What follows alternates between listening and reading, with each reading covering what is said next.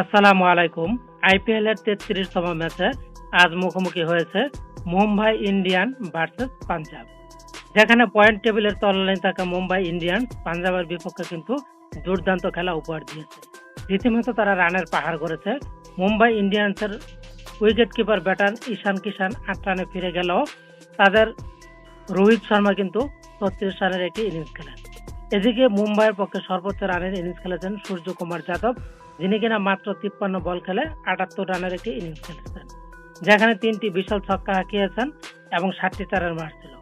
মূলত সূর্যকুমার যাদবের কারণে মুম্বাই ২০ ওভারে ৭ উইকেট হারিয়ে ১৯২ রানের বিশাল সংগ্রহ দাঁড় করায়।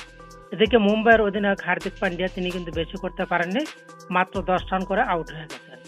অন্যদিকে অলরাউন্ডার মোহাম্মদ নবী ০ রানে ফিরে গেছেন। এরপরও ব্যাক পেতে হয়নি মুম্বাই ইন্ডিয়ান্সকে। তারা পাঞ্জাবের বোলারদের রীতিমতো পিটিয়ে তুনুদুনু করে দিয়েছেন এবং ১৯২ রানের পাহাড় দাঁড় করিয়েছেন ৭ উইকেটের বিনিময়ে। মুম্বাই পয়েন্ট টেবিলের তলানিতে অবস্থান করছে। আজকে কি পারবে মুম্বাই একটি ম্যাচ জিততে, নাকি এত বিশাল রান পরও পাঞ্জাবের বিপক্ষে তাদেরকে হারতে হবে?